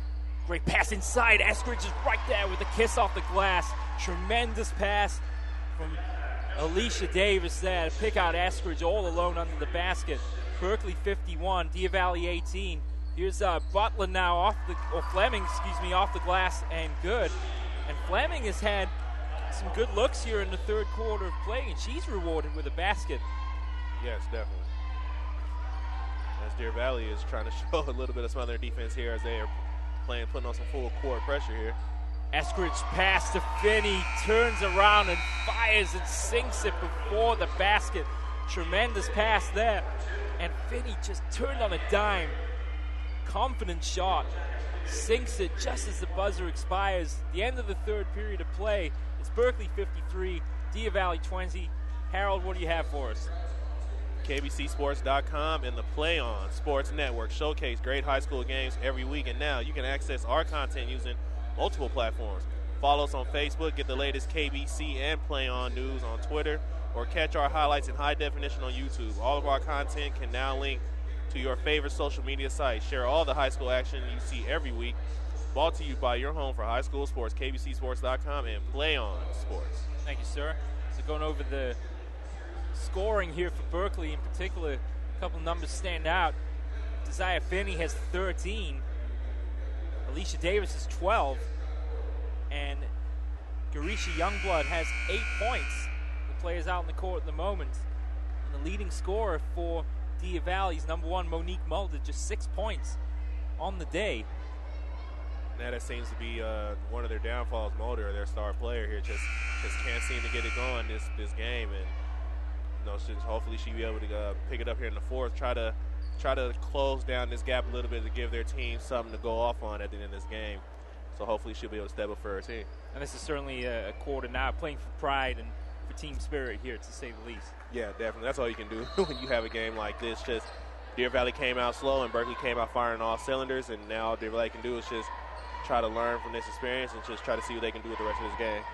Here's Alicia Davis working against Butler. Pass out to Garisha Youngblood. Back to Davis. Two players defending here on the left side. Now back to Youngblood once again. Eskridge calling forward at the free-throw line. Ducks out. Quick passing around from Berkeley. Shooting from distance and no good was Davis. And now on the fast break, here's Mulder driving to the hoop, and she gets it. Mulder using her speed there to get down the court there pretty fast. Nobody can track her down there. 8 points for Mulder now on the evening. 7 minutes and 17 seconds to go. 19 on the shot clock now for Berkeley. Pass almost intercepted there by Mulder. Great behind the back move in the pass. Kicked out to Finney. She drains it. 15 points on the night now for Desire Finney, but Alicia Davis, what moves and what passing ability. She's been incredible all game with these no-look passes and behind-the-back dribbling skills, and her ball handling skills are exceptional. Shot from three-point land by Johnson is good. And Deer Valley now a little bit too late. Is starting to find a little rhythm shooting now. We saw Mulder drive into the hoop and getting the easy layup, which they've had trouble with tonight. And now a wide-open Johnson sinks the three ball. Berkeley back down the court quickly with 16 seconds on the shot clock now.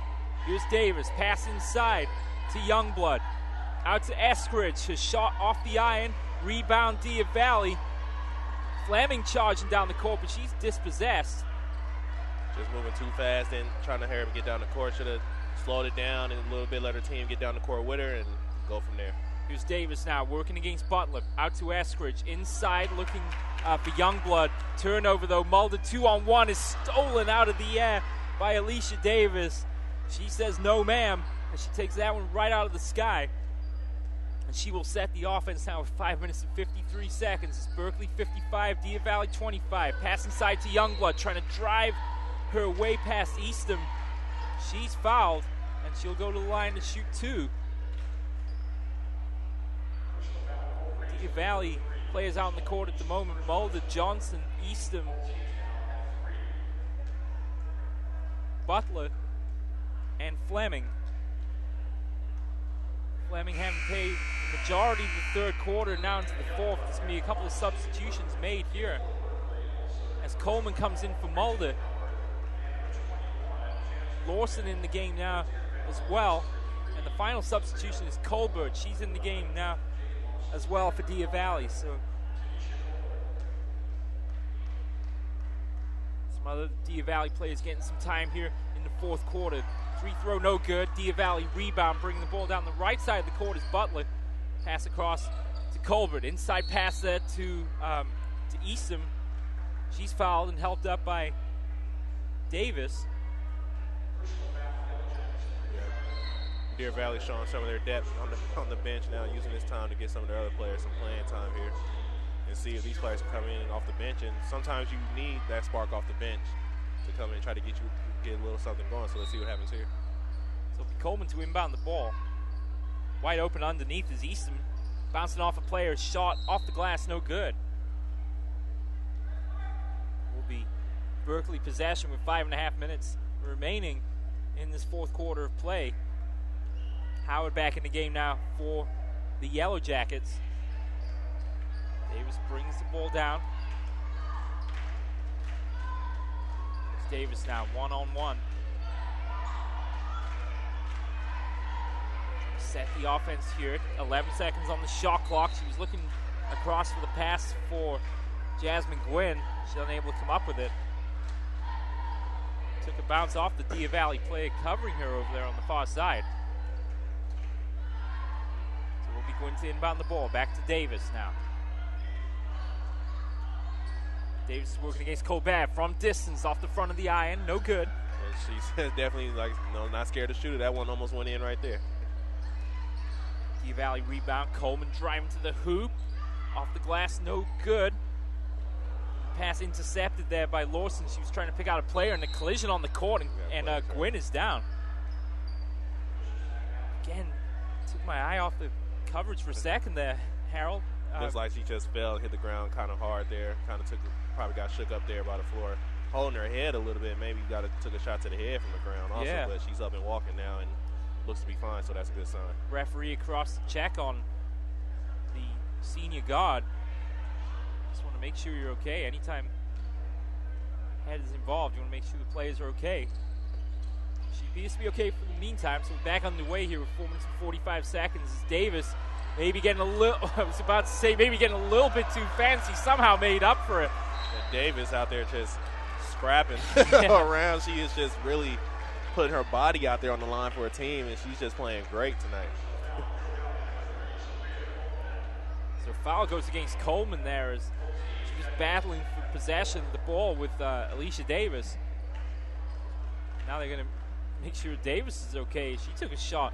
And that's just the way to fight by Davis. I mean, she got the ball stolen, and just with her hustle, just put her hands up in the air and was able to get the ball back for her team. And she's an excellent player. Davis inside to Howard. Bounce pass there to the outside.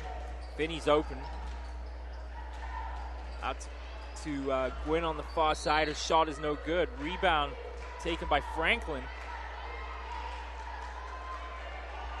And Franklin was fouled on the play. Berkeley will inbound the ball here. So Davis to bring it in. 4 minutes and 17 seconds to go. Finds Howard there. Shot is off the back of the iron. No good. Davis with the rebound. Continued hustle. Now out to Howard, right side. Shot low. No good. And Deer Valley have possession with 4 minutes to go. It's Berkeley 55, Deer Valley 25. Shot from the far side, no good. Came off the back of the iron as Lawson had a good look at it from the right wing side. Yeah, that was actually an excellent look. Just shot a little too hard there. She put up a little too hard. Unfortunately, it's kind of been the story of the day for Deer Valley as they call a timeout. They have had opportunities tonight. Berkeley playing this up-tempo style to perfection, and it has paid off as they lead big here with 3 minutes and 53 seconds to go in the game. They lead 55-25. Stay tuned for the CIF-North Post.TV post-game show where we will select our player of the game as well as wrap up all the all the action from this ball game. That's coming up following the game on CIF-North-Coast.tv. And don't forget to stay tuned at 8 o'clock as TC Wardell takes over play-by-play duties. He'll be joined by Harold Mills as De La Salle, the number 1 seed Spartans of Concord, will face the boys team from Deer Valley, the 2nd seeded Wolverines. So it should be another excellent encounter here on your home for high school sports this weekend. Play on Sports, CIF-North-Coast.tv. And of course, as Harold said, don't forget to stay tuned for our post-game show, and no shortage of heroes tonight for the Yellow Jackets, and a couple of candidates to say the least. You got Howard and Davis and Glenn, and it's just a lot of different players that can be the player of the game, but we will see at the end of this game. Berkeley looking comfortable, bet to have their 14th North Coast section title. It would be the 17th. They've played in 17 now of the last 18 championship games. Berkeley rebound here, and they'll bring the ball down the court. Here's Franklin in the game now. Pass to Howard inside. Howard shot off the rim, off the board, and good. 3.5 minutes now for Deer Valley. Coleman in possession, out to Mulder right side. Back to Coleman. She's working against Davis here. Mulder trying to find a way past the senior captain. As teammate Coleman kicks it out right side to Johnson. Johnson from 3. No good, off the front of the rim. Rebound Berkeley as Gwynn has it. Gwynn bringing it down the court quickly. Has Howard, bounce pass inside to Finney, and good. And boy, Berkeley moved down the court with some ferociousness. Yeah, they play fast, and they're able to get down the court with just within 2-3 seconds with their ball moving, and just a lot of open players there when you have a lot of ball movement going around.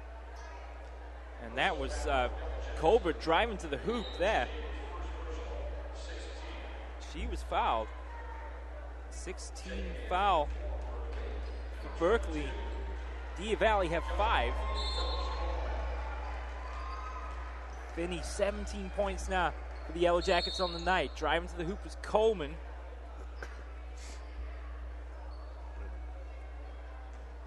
Not sure. She'll shoot 2. Yes.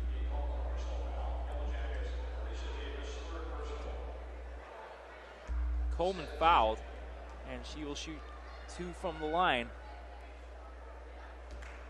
So Finney with 17 points on the day. Davis with 12. Berkeley up big, 33-point lead at the moment. A lead that's never really been in any doubt. As Deer Valley were a little surprised by the pace that Berkeley showed in the beginning of the game.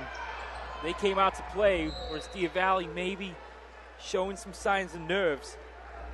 Cost them dearly in the first quarter as Berkeley went out to a big lead. I believe they were up 19-8 after the first quarter, and they have not looked back since. Yeah, and that's a good thing about this team, this young team here. Berkeley came out on fire early and just never let up. Gwynn, the no-look, Davis, the no-look pass out to Howard. Berkeley not letting up on the score early and just kept their foot to the pedal the whole game and didn't get lackadaisical just because they was up by 20, 30 points and just played hard, and that's going to get you far. And that's why they've been where they've been these past years in this tournament. You certainly have. I mean, an example comes to mind is Howard's first free throw comes back off the front of the rim. Was the play where Davis with 2 players all over her, tried to drive past him, lost the ball, but then hustled down court to retrieve it.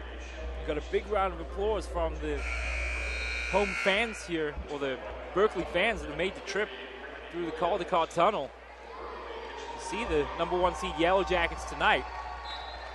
They are definitely playing like the number 1 seed tonight. And they look like they've decided that Finney's evening is over as they bring it over to the sideline. A good game she's had today. Yeah, she has indeed. 17 points on the night for the sophomore forward. And just to only be a sophomore and playing ball like this, I can only imagine what she's going to look like as she go into her junior, senior year. Yeah, the future is certainly bright on Martin Luther King Street in Berkeley in In the meantime, Deer Valley in possession here with 2 minutes and 14 seconds to go. Pass out right side to Lawson off the front of the rim, no good. Rebound Deer Valley and put in by Forestburg. Perfectly positioned underneath the basket to put in the follow-up, and she's fouled. She'll shoot one from the line. Forestburg, a senior center, 5'10". And now Howard will also exit the game to a warm round of applause from the Yellow Jacket fans. And another player with an excellent game today. Yeah. Again, as we mentioned, just no shortage of candidates for the Yellow Jackets on the day. Rebound here off the second free throw. Off the free throw, I should say. Inside pass to Williams off the back of the iron, no good. Williams is fouled, and she'll shoot two. And you have to give credit to Deer Valley here. They're still fighting, still standing, still strong, trying to show something that, you know, they just want to keep fighting and try to show that they have heart and try to learn something from this game. Both these teams you would assume would be shoo-ins for, well, Berkeley in particular, but both teams based on their ranking and, of course, with Deer Valley winning the BVAL championship, we'll have an opportunity to see both these teams again in 2 weeks' time as the regional finals will get underway. I'm looking for Deer Valley in that 2 weeks' time to, you know, go look over the film after this weekend and you know, Deer Valley looks like they have a good team. They look like they have a lot of they have stars on their team. It's just, you know, it's just some nights it's not your night, and you know, I believe that Deer Valley will come out a little bit stronger next couple weeks here. I think so too. I think they've definitely been unlucky tonight in particular, so especially in the early going when they had a chance to keep things close. Just a little bit of nerve set in. The passing was not as crisp as they would have liked. But there's always a silver lining, if you like, and I don't think there's any shame in being defeated by such a good Berkeley team as the one we've seen on display tonight. And some of the other teams that may encounter them here in the regional and potentially the state championships better be on alert, because this has been quite a performance from the Yellow Jackets tonight. As Williams' first free throw with a little assistance from the glass goes in, and she'll now shoot her second. It's Berkeley 59, Deer Valley 29. Williams' second free throw off the back of the iron. And Berkeley to bring the ball down court here. So Davis still in the game at the moment. Eskridge to her left, so pick her out. Here's Eskridge now working against Lawson. Eskridge pass inside to Welch Coleman. Berkeley just content to send the ball around at the moment. 9 seconds on the shot clock. 3, 2, 1. They're going to have to be quick to get it off. They do, and Eskridge's shot is wide of the target. And Berkeley just moving the ball around, trying to draw this clock down there. Right. Just getting ready to head on out of here. Minute 23 to go, and Berkeley more or less have to just finish writing their name on the title. The 2011-2012 North Coast Section Championships. Pass inside to Forsberg, no good. Davis now will walk the ball down the court. With a minute to go. Pass over here to Welch Coleman. Back to Davis. The main thing that I've noticed about Berkeley is just their physical play. They're so physical. They're in your face. They get rough with you. They'll wrestle with you. They'll dive out for loose balls, and that's just what separates them from other teams over these past few years. And just their coach has always put this in there, and that just seems to be their mindset. It's a put in from Welch Coleman. Her first basket of the night. And yeah, it's been the physical play of Desire Finney and Rachel Howard has really made the difference for the Yellow Jackets tonight. 20 seconds to go now, and a turnover as Welch Coleman comes up with it. Gives it back to Davis. A lot of physical play also from Davis also. Yeah. And that excellent hustle play down there from earlier, and just and her presence and her field of vision that she has, and able to get the ball to players that are open. Davis will just hold on to the ball as time expires. The Berkeley Yellow Jackets, the 2011-2012 North Coast section. Division I champions with a comprehensive victory over the Deer Valley Wolverines. It's Berkeley 61, Deer Valley 29. No shortage of stars for the Berkeley Yellow Jackets on the evening here at St. Mary's College as they run out big winners against the Wolverines. You'll just have to wait and see who our player of the game will be. We'll find out in just a minute. Stay tuned to your home for high school sports. Play on Sports on CIF.northcoast.tv. 4th and 10 from the 41-yard line for St. Augustine. Kennedy dropping back to pass. Looking left, firing, incomplete, intended for Noland. No penalty flags on the field. Mar Vista will take over on downs, and Jordan Lertique will take that knee. And the Mar Vista Mariners knock off the number 2 seeded St. Augustine Saints at Mesa College in a dominating performance on both sides of the football for Mar Vista. They trailed 14-0 and came back. Again, down 2-0, facing adversity, and they've really just turned the table around since game number 3. Set an attack, great block made back inside the Maverick zone. A chance there by Bosback back inside the Maverick zone. Ball attacked there by Bosback, a second opportunity by Bosback. Lift violation call. Winner. It's an over the neck call.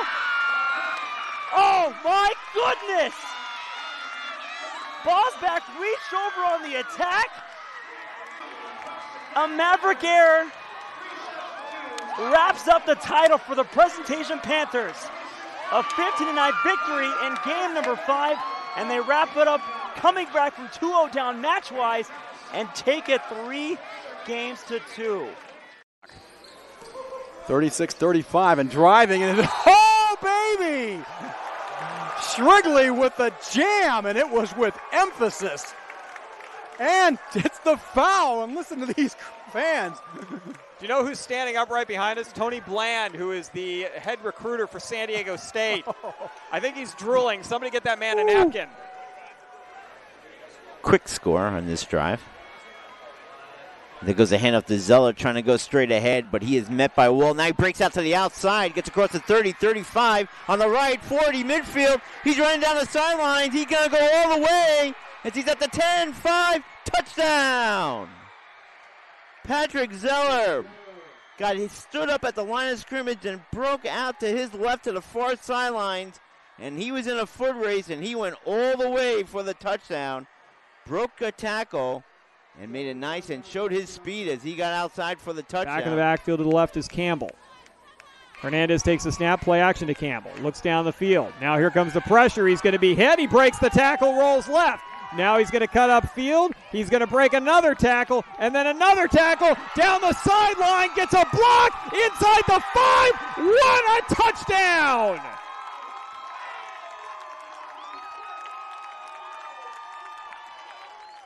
Hernandez goes 33 yards in spectacular fashion, breaking 4 tackles along the way, including 2 in the backfield, and Hilltop has tied this one up at 29. And reasonably so. He's been doing a good job of leading this offense.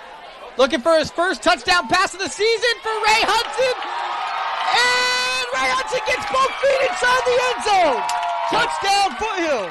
Like you said earlier, it's 6'2" body frame, and can probably, what we just saw there was getting Randy Moss, was what we call getting Moss. Clearly just leaped over the defender there, landed both feet in bounds. Grant with a big, strong defensive rebound. He brings it back down the floor again, and another slam dunk.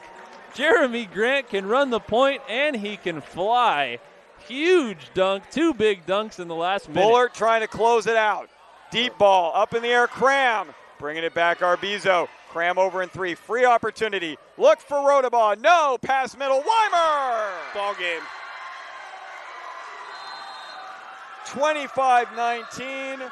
Foothill wins it 3-1. Because this kid has definitely proven that he can make things happen here in this ball game. They will go with him. Bula Graft on a stretch run, just breaking tackles. The little man is in the clear to Tory territory. The 25, the 20, the 10, the 5. Touchdown Knights. What a run, the freshman, Bula Graft. Ooh, I tell you what. There were at least 3 times on that run that he should have gone down or he should have been wrapped up. Missed tackles there cost La Jolla Country Day as Bula Graft, the freshman running back for Bishops, is able to take it in. And that was a determined run there, Andy, by. So 1st and 10. Brandon Lewis in the shotgun. Has time to throw.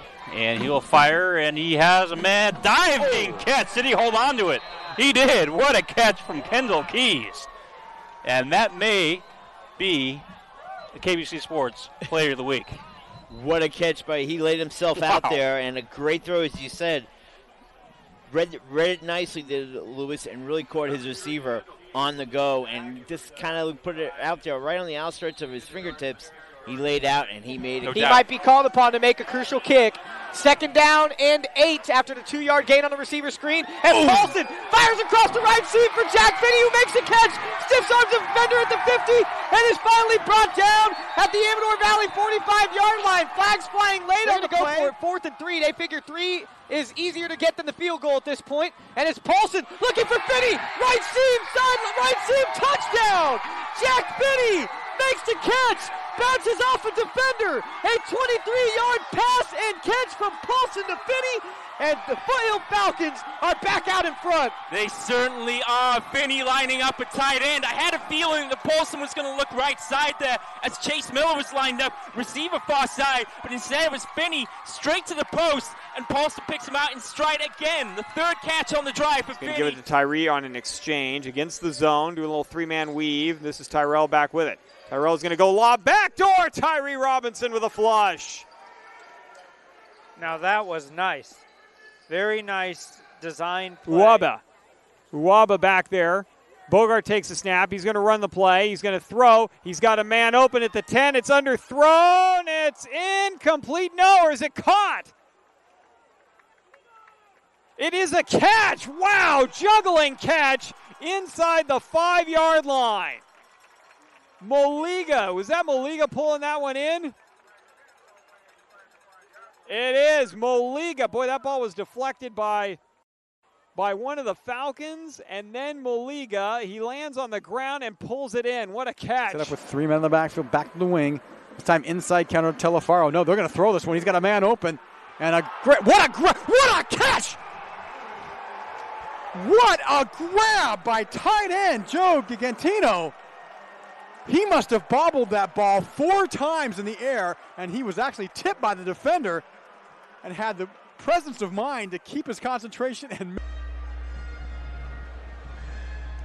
back with you live on Play On Sports, CIF-North Coast.tv. Harold Mills and I have come to a decision on our player of the game, and Harold, I'll let you do the honors.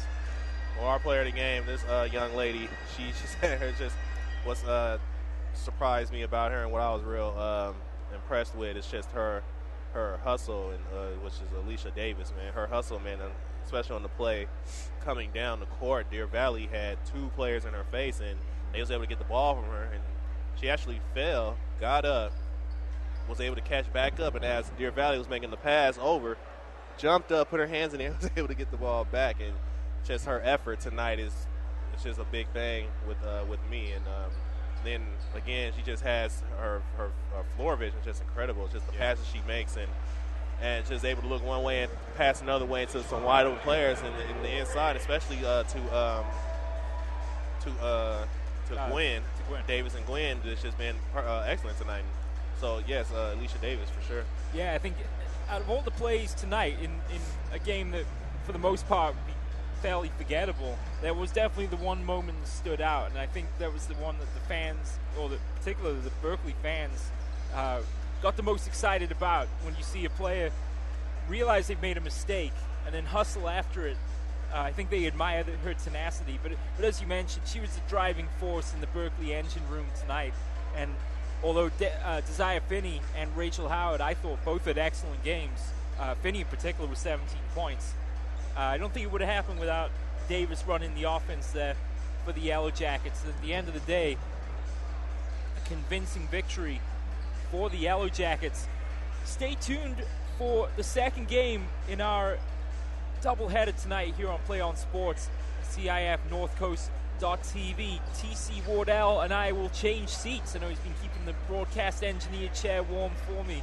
He'll take over the play-by-play duties as we get ready for the second game. The number 1 De La Salle Spartans of Concord, the number 2 seeded Deer Valley Wolverines of Antioch. The Wolverines boys squad looking to make up for the loss by the girls team here in the Division I opener. That's all for me from tonight. My name's Stephen Davies. Thanks for joining us on your home for high school sports, playonsports.com. Stick around, go grab something to eat, grab a soda, and come back and join us in just a little bit. We'll be starting here in about 25 minutes with the nightcap. De La Salle, Deer Valley. We'll see you in a little bit. Bye for now.